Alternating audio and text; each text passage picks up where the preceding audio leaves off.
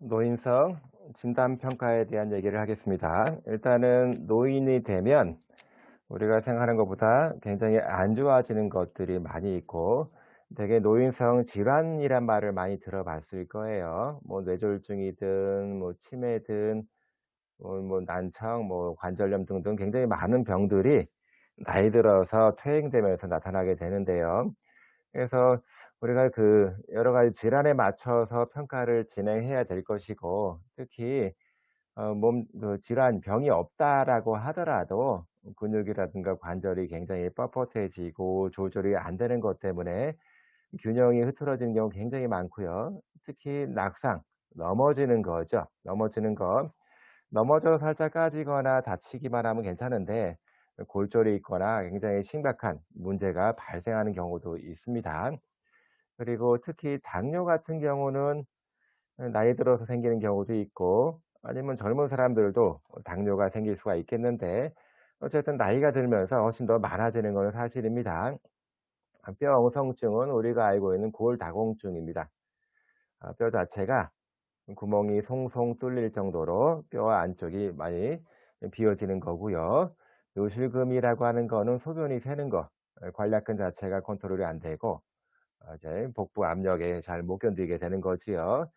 치매 그러면 인지 기능이 떨어지는 것 등등 굉장히 나이 들어서 생기는 병들이 많다라고 이해하면 좋겠고요.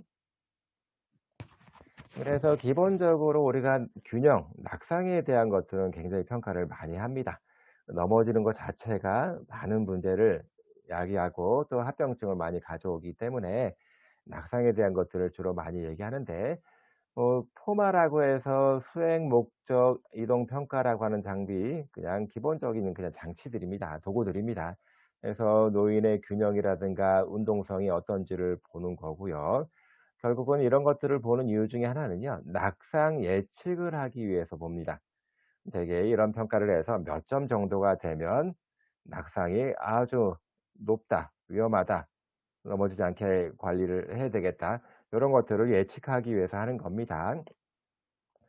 그 내용들을 여러 가지를 보면 그냥 균형에 대한 검사도 있고 보행 관련된 검사들도 있습니다. 그래서 여러 가지 항목들로 해서 뭐 360도 돌기, 앉기, 그 걸음걸이, 대칭성은 어떤지 등등을 다 따져서 점수화시켜서 이게 낙상 예측을 할 때 점수를 대비해서 비교해서 예측을 하고 있습니다. 특히 임상에서 굉장히 많이 쓰는 평가 도구인데요. 버그 균형 평가에서, 버그는 사람 이름입니다. 그 약자로 BBS로 많이 씁니다. 특별하게 노인들에 대한 낙상 예측을 하기 위해서 많이 쓰는 것들인데요. 전체적으로 56점 정도로 구성되어 있고요. 0점에서 56점까지가 있다라고 하는 거고, 14개 항목별로 해서 0에서 4점 해서 합치니까 56점이 나옵니다. 20점 미만이면 굉장히 낙상 고위험군에 해당이 됩니다. 그래서 이거를 뭐 잘 넘어질 수 있는 사람인지 아닌지를 평가할 때 정확히 평가할 방법은 사실은 없겠지만, 우리가 생활 중에 몇 가지 항목에서 뭐 앉은 상태에서 일어나기라든가 뭐 걷기, 이동하기, 눈 감고 서 있기, 360도 돌기, 항목들이 비슷한 것들이 있습니다. 이런 항목들에서 잘하고 못하고를 따져서 점수를 가지고 낙상 예측을 하는 겁니다. 그래서 주로 20점 이하가 되면 굉장히 위험하겠다, 요렇게 생각할 수 있는 거지요. 간단하게 검사할 수 있는 방법도 있습니다. 일어나 걸어가기 검사라고 하는 것이 있는데, 약자로 터그입니다. 터그. 타임드 업 앤 고 테스트에서 일어서서 갔다가 돌아오는 겁니다. 다시 말해서 이렇게 앉은 상태에서 3m 앞쪽에 요렇게 타겟 할 수 있는 거를 위치시켜 놓고 시간을 재기 시작합니다. 일어나서 걸어갔다가 3m 앞쪽을 돌아서 다시 앉을 때까지 시간을 측정하는 거예요. 자, 요거 보니까 앉아서 일어나는 그런 요소도 있고, 앞으로 걸어가는 거, 그리고 180도 턴 도는 거, 그리고 다시 앉는 거, 몇 가지 움직임 동작이 한꺼번에 간단하게 표시할 수가 있고 간단하게 측정할 수 있습니다. 간단합니다. 그래서 초 단위로 이렇게 측정을 하고요. 일단은 걷는 거, 서는 거, 균형 잡는 거, 총체적으로 포괄적으로 검사할 수 있는 간단한 방법입니다. 임상에서 굉장히 많이 써요, 간단하기 때문에. 근데 이게 되게 여러분들 같은 경우는 뭐 건강하고 젊기 때문에 시간이 얼마 안 걸리겠지만 걸음걸이가 좀 복잡하고 어 많이 힘들어하고 균형을 잘 못 잡는 분들 같은 경우는 넘어질까 봐 이 동작들을 천천히 수행할 수밖에 없겠죠. 그래서 10초 이하, 뭐 간단하게 할 수 있으면 정상으로 보는데 30초 이상이다. 3 미터면 그닥 긴 거리가 아닌데도 불구하고 앉아서 일어나고 앞에 떠듬떠듬 걸어서 돌아와서 다시 앉을 때까지 이러면 굉장히 다른 활동들이 어려울 정도로 균형이 몹시 안 좋은 걸로 예상할 수가 있습니다. 자, 그리고 당뇨를 물리치료실에서 검사할 일은 거의 없을 텐데 상당히 많은 어르신들이 당뇨를 때문에 많이 문제를 경험하고 있기 때문에 일단은 1 년에 매년 3 년마다 한 번 정도는 당뇨 검사를 하는 게 좋겠고요. 비교적 비만이신 분들이 당뇨가 좀 많이 있는 것 같고, 또 여성의 입장에서는 당뇨가 없다가도 임신하면서 당뇨가 생길 수도 있습니다. 물론 임신했다고 해서 다 당뇨가 생기는 건 아니고요. 그렇지 않은 경우도 많고, 임신했을 때 생겼다가 출산 이후에 당뇨가 없어지는 경우도 있고, 출산을 했는데도 불구하고 당뇨가 계속 남아 있는 경우도 있습니다. 어쨌든 임신성 당뇨, 그리고 고혈압이라든가 당뇨는 아니지만 당뇨 위험성이 높은 그런 검사 결과가 나온 경우에 이런 경우는 매년 혈당 검사를 해서 당뇨가 어떻게 되는지를 매번 측정을 할 필요가 있습니다. 대부분은 손가락에 간단하게 바늘로 콕 찔러 갖고 체열을 통해서 합니다. 그래서 검사 스트립에다가 묻혀 갖고 혈당치를 보게 되는데, 그래서 혈당치가 126 ml/L 정도가 되면 이거는 당뇨가 아닌 걸로, 당뇨로 이렇게 진단을 내리고 있습니다. 특별하게 공복 상태, 식사를 하지 않고 그런 상태에서 해야지 됩니다.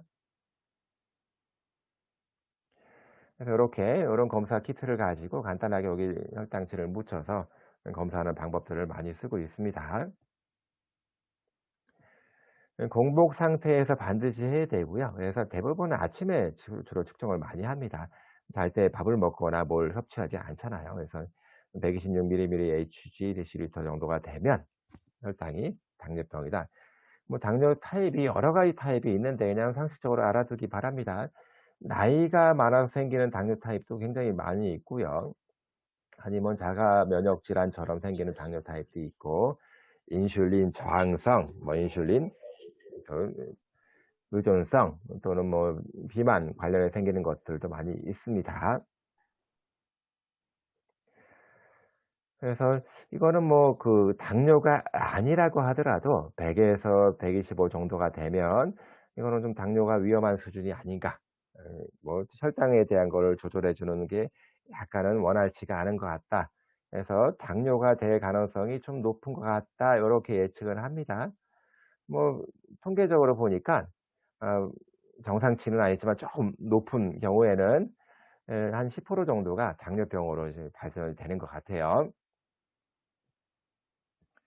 그리고 이제 대부분은 공복 시에 측정을 하는데, 뭐 공복 시가 아니라 혈당치를 당을 이렇게 먹은 다음에 검사하는 경우도 있습니다. 당을 먹게 되면, 우리가 식사를 하게 되면 혈당치가 확 올라가거든요. 그래서 이제 공복 시에 측정해야 되는 게 맞고, 요렇게 인제 당을 섭취를 한 다음에 하는 경우도 있다라고도 알기 바랍니다. 자, 뼈 엉성증, 오스테오포로시스라고 하는데, 오스테오는 뼈라고 하는 뜻이고요. 포로 그러면 구멍이 뚫렸다는 뜻이고, 오시스는 뭐뭐증입니다. 뼈에 구멍이 송송 뚫릴 정도로 뼈의 실줄이 빠져나가 있는 상태를 오스테오포로시스, 뼈 엉성증, 골다공증이라고 얘기를 하고, 아무래도 나이 들어서 더 안 좋아지는 경우가 많죠. 뼈는 일생을 거쳐서 막 재생이 되고 보완이 되는데, 나이 들면서 그런 것들이 원활치가 않아지는 겁니다. 그래서 나이 들면서 생기는 문제 중에 하나가 뼈 엉성증인데 뭐 여러 가지 이유가 있을 텐데요. 여러분들처럼 젊은 시절에는 골다공증, 뼈 엉성증이 생기지는 않습니다. 물론 생길 수도 있지만 대부분은 다 정상치고, 대신에 나이가 들면서 활동 수준이 떨어지고 자꾸 안 움직이면서 우리 몸에는 항상 스트레스가 필요해요. 근육도 스트레스가 필요하고, 근육에 스트레스를 주게 되면 근육이 커지고 발달하게 되는 거고, 뼈도 마찬가지로 자꾸 스트레스가 주어지면 그 스트레스를 잘 견디기 위해서 뼈를 튼튼하게 만들어집니다. 물론 스트레스가 너무 많으면 뼈가 골절이 될 수도 있지만 어느 정도의 스트레스는 중요한데, 그게 여러분들이 움직이는 것처럼 신체 활동을 통해서 근육 움직임을 많이 하거나 체중을 지탱해서 많이 움직이는 거, 걷거나 뭐 조깅 같은 거 많이 하게 되면 확실하게 뼈는 튼튼해지거든요. 그런데 나이가 들면서 움직임이 자꾸 떨어지는 거지요. 그래서 뼈 엉성증이 아무래도 나이가 들면서 호르몬도 천치 변화가 있고 신체 활동 수준도 떨어지면서 이제 뼈 엉성증이 많이 발현되고 있습니다. 엑스레이 찍어서 이제 알 수 있는 경우도 있고요. 대부분 이제 뼈 엉성증, 오스테오포로시스가 있는지는 뼈 밀도 검사를 합니다. 그냥 일반 엑스레이 말고 뼈 밀도 검사를 해서 뭐 이중 에너지 방사선 흡수법 해서 나이가 들면 이제 일정 기간마다 한 번씩 해볼 필요가 있거든요. 그리고 주로 우리가 이제 지표로서 보게 되는 뼈들이 뭐 척추라든가 넙다리뼈 등등을 지표로서 많이 측정을 합니다. 요런 장비를 통해서 이거를 검사를 하는 거예요. 그래서 뭐 표준화된 검사 그 측정 값을 통해서 뼈 감소증, 뼈 엉성증 이렇게 얘기를 합니다. 뼈 감소증이라고 하는 거는 오스테오페니아, 페니아는 감소라고 하는 뜻이거든요. 골다공증, 뼈 엉성증 가기 전 단계가 있는지를 한번 보는 거지요. 그래서 뼈 엉성증이 있으면 약물 치료를 해야 될 수도 있고, 아니면 관련된 운동 처방을 받아서 할 수도 있고, 또 뼈 엉성증 전 단계인 뼈 감소증으로 진단이 내려진다 그러면 미리 조심해서 관리가 들어가야 되겠죠.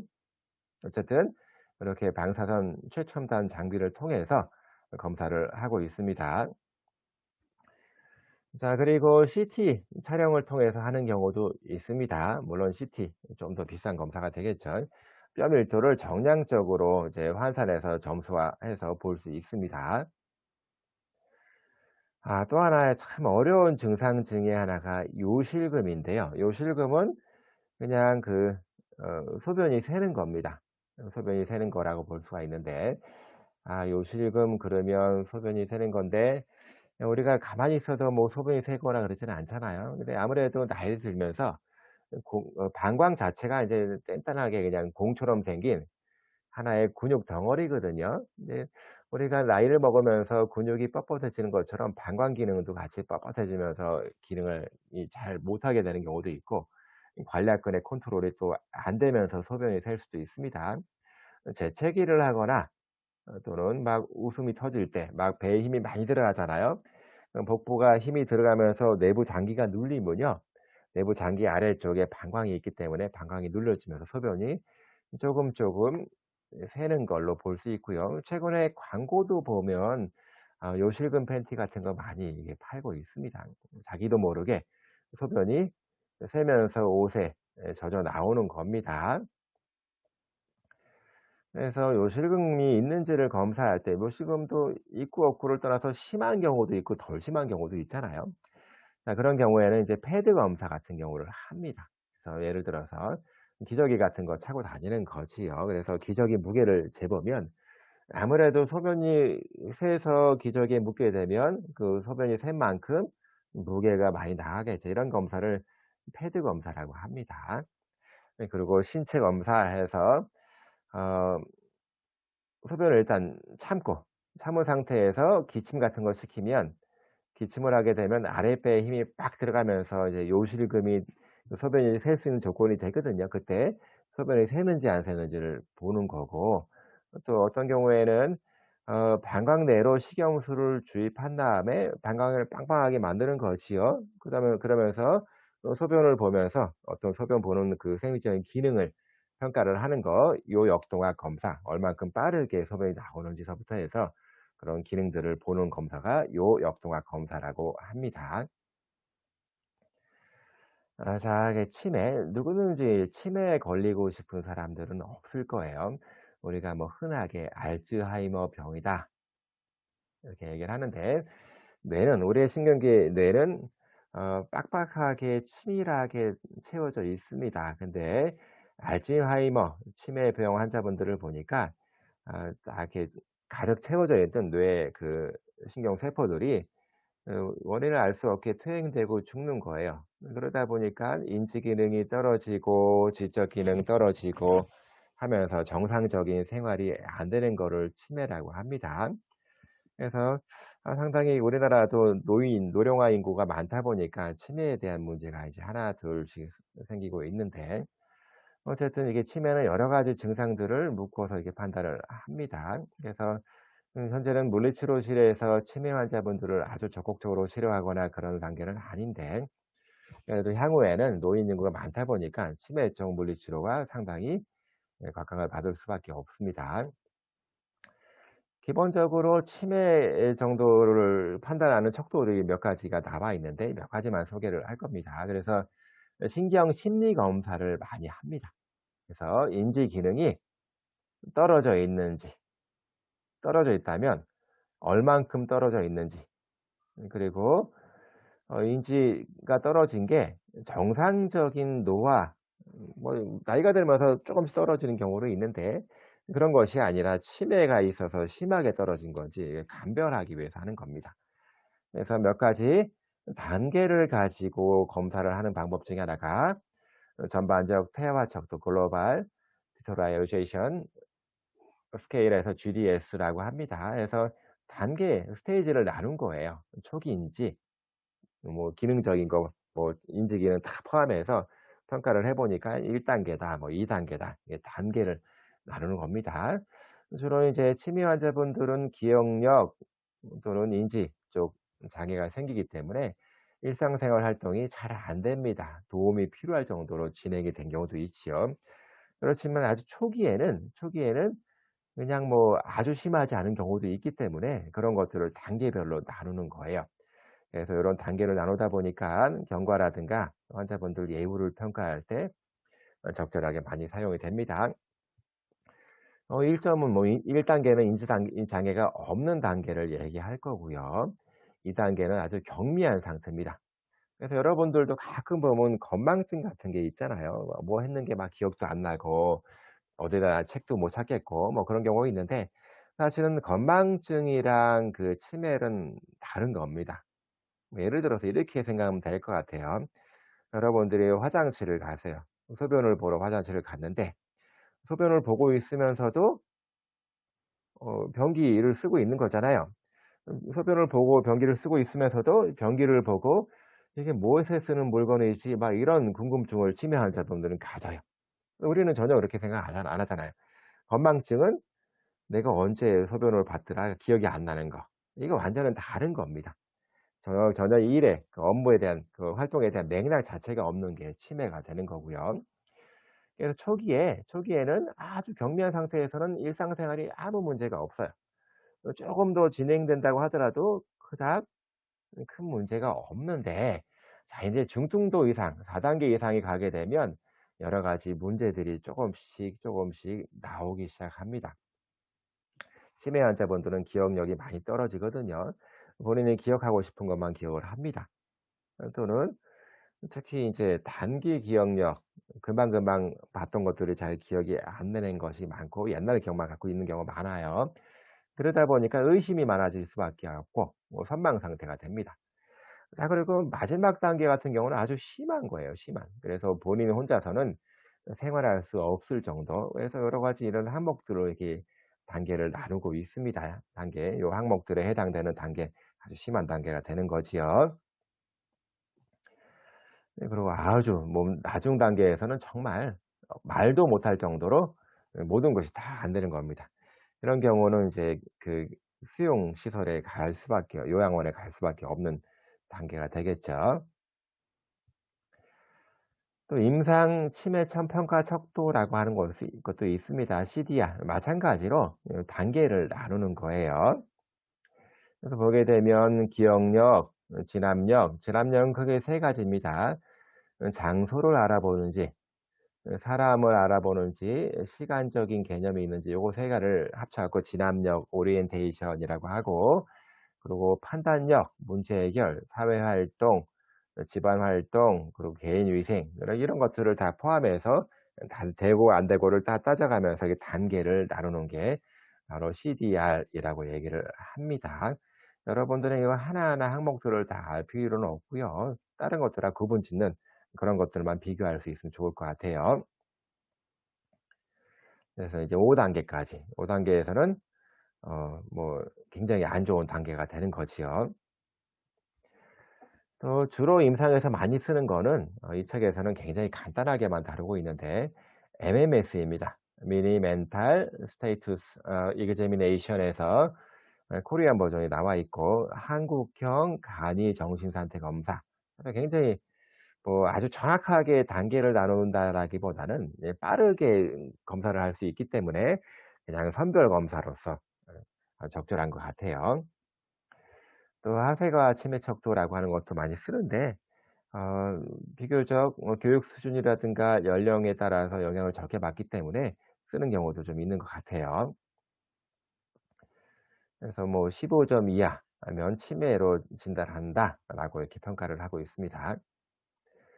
보게 되면 1 번부터 뭐 9번 정도까지 보여지고 있고요. 각각의 항목마다 점수를 매길 수 있도록 되어 있습니다. 예안이요. 뭐 0, 1, 2 점으로 해서 전체 점수를 가지고 이제 치매인지 아닌지를 검사하는 겁니다. 또 의학적 검사라고 해서 뭐 특별한 거는 사실 없습니다. 여러분들이 볼 때 어느 정도 이제 우리가 알고 있는 검사 방법들이 있고 치매 환자분들을 보게 되면 어느 정도의 뭐 뇌기능에 장애가 생기는 거기 때문에 우리가 알고 있는 CT, MRI를 통해서 이렇게 검사를 해 나갈 수 있습니다. 뭐 이건 뭐 치매뿐만 아니라 뭐 뇌병변, 뭐 뇌졸중 환자분들도 이런 검사를 통해서 전체적인 뇌기능 할 수 있지요. CT라고 하는 거는 컴퓨터 단추 촬영이라고 해서 컴퓨티드 토모그래피 또는 컴퓨터라이즈드 토모그래피 이렇게 얘기를 하고 있고요. 자기 공명 영상, 마그네틱 레조넌스 이메이징에서 MRI 검사. 현재는 CT는 보험 혜택을 받습니다. 보험 혜택을 받고 있고 MRI는 보험 혜택이 아니라 아직까지는 이제 보험 혜택을 못 받고 있는 것 같아요. 그리고 요즘에는 옛날 같은 경우는 전에는 이제 간단하게 누워서 MRI 딱 찍고 그 상태로 뇌가 어떤지를 비교했던 거고요. 지금은 실시간으로 뇌 기능 검사를 할 수 있습니다. 뭐 예를 들어서 손가락을 움직이니까 뇌의 어느 부위가 많이 활성화되는지를 볼 수 있는 거, 그거를 펑셔널 MRI라고 합니다. 사실 이전에는 그냥 가만히 있는 상태로 해서 뇌 기능 검사를 했다라고 하면 지금은 실시간으로 해서 직접 움직일 때 뇌가 쓰여지는 그런 부분들을 바로 촬영할 수가 있고요. 양전자 방출 단층 촬영, 포지트론 에미션 토모그래피 PET라고 하는 거는 아 세포들의 신진대사 정도를 측정하는 겁니다. 쉽게 말하면 뇌가 기능을 많이 하고 있을 때는 그만큼 뇌가 에너지를 많이 쓰고 있는 거지요. 그럼 뇌 쪽으로 산소가 많이 가고 있고 그렇게 에너지를 쓰고 있는 거를 PET라고 하는 걸로 바로 측정을 할 수 있는 겁니다. 이전보다는 굉장히 많이 업그레이드 되어 있는 평가 장비들입니다. 그만큼 평가 장비, 평가를 하는 비용도 상당히 높다라고 하는 걸 예측할 수가 있겠죠. 그래서 요거는 CT 그림인데 CT 그림을 보니까 다른 쪽부에 비해서 요만큼이 색깔이 좀 다르잖아요. 이만큼 뇌출혈이 있는 거예요. 뇌출혈이 있는 겁니다. 요렇게 이쪽 부분은 정상적인 뇌가 되는 거고요. 그리고 정상적인 뇌랑 MRI 사진을 비교해 보니까 요렇게 희끄무리하게 돼 있는 부분이 있잖아요. 요렇게 여기 막 휘어져 있는 거. 여기가 괴사가 일어난 겁니다. 뇌혈관이 막혀서 뇌 조직이 손상을 입은 거 요렇게 비교해 보면 금방 판단할 수가 있고요. 요렇게 판단해 보게 되면 뇌 영상 그림을 미로 짐작을 해볼 때 뇌가 손상된 부분이 바로 이제 표시가 되는 거잖아요. 그러다 보니까 여기는 좀 더 기능이 안 좋기 때문에 더 '어떤 기능들이 잘 안 되겠구나. 기능적으로 팔다리를 어떻게 못 쓰겠구나.' 예측이 충분히 가능합니다.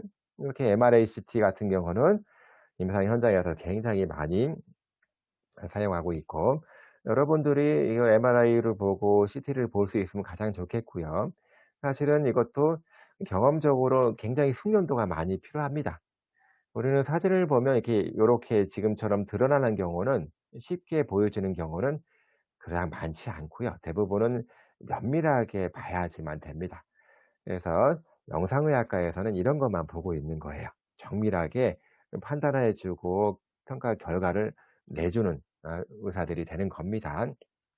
그래서 영상 진단학에 대한 것도 우리도 조금은 알고 있으면 좋겠다라고 하는 거지요. 자, 이제 fMRI라고 하는 거는 우리가 실시간으로 작동할 때 MRI 상에서 어떤 변화가 있는지를 보는 것들이거든요. 그래서 이렇게 색감으로 표시가 됩니다. 그래서 이제 실시간으로 어느 부위가 어떤 기능을 하는구나 이렇게 예측할 수 있고, PET라고 하는 거는 양전자 방출 단층 촬영이라고 하는 거는 신진대사가 일어나는 거를, 직접 에너지를 쓰고 있는 것들을 바로 볼 수 있습니다. 그래서 이걸 암 진단할 때도 많이 씁니다. 암세포가 딱 있는 부위는 암세포가 그 에너지를 많이 쓰고 있기 때문에 요렇게 색감으로 금방 표시가 되거든요. 어쨌든 뇌 기능에 대한 것도 이렇게 표시를 해서 볼 수가 있는 거고요. 그래서 이제 기능적 자기 공명 영상은 어쨌든 간에 MRI를 통해서 그 뇌 손상 때문에 생기는 치매 원인을 분명히 알 수가 있겠고요. 특히 알츠하이머 병에서는 여기 해마라고 하는 부분은 기억의 중추입니다. 기억의 중추예요. 특별하게 치매 환자분들의 기억력이 많이 떨어지기 때문에 이 기억이 중추가 되는 부분이 심하게 퇴행되어 있는 것을 볼 수가 있습니다. 그래서 어느 정도 부피가 있어야 되는데 퇴행되면서 그게 좀 쪼그라들어 있는 거죠. MRI 통해서 분명히 알 수가 있습니다. 기본적으로 병원에 가면 우리 엑스레이 사진 많이 찍고 또는 혈액 검사 많이 하잖아요. 엑스레이 사진 통해서 폐 기능이라든가 또는 심장 기능에 대한 거를 아주 가볍게 예측할 수가 있고요. 혈액 검사, 소변 검사를 통해서 기본 혈액 안에 어떤 항목들이 들어가 있는지를 다, 그래서 뭐 간 기능서부터 해서 근육 손상이 있는 것도 알아낼 수가 있습니다. 소변 검사 통해서 혈당이라든가 아니면 또 뭐 신장의 문제도 알아낼 수가 있고, 또 심전도 검사 같은 경우는 심장 기능, 심장에다가, 심장도 일종의 근육 덩어리거든요. 심장이 막 이렇게 뛰게 될 때 얼만큼 심장이 뛰는지를 외부의 전극을 통해서 파형을 알아낼 수가 있습니다. 이렇게 요런 식의 파형을 가지고 파형이 변해 있는 거를 통해서 심장 질환에 대한 걸 예측할 수가 있습니다. 그래서 이거는 병원에 가서는 항상 할 수 있는 기본적인 평가 방법들이고요. 이 외에도 굉장히 많은 평가 방법들이 있지요. 진단과 평가라고 하는 거는 굉장히 복잡합니다. 복잡하지만 이런 평가를 통해서 환자분의 상태를 분명하게 우리가 알 수 있는 거고요. 그 분명하게 알아야지만 치료 계획, 어떤 평가 결과들에 대한 해석을 통해서 계획을 세울 수 있고, 어떤 예후, 병에 대한 예후를 예측할 수가 있습니다. 뭐 즉 다시 말해서 평가 그 치료 계획이 설정이 되면 어떤 식으로 치료해야 되겠다라고 하는 그 방법도 설정이 되는 거기 때문에 그 방법을 통해서 예후까지도 우리가 알 수 있는 거지요.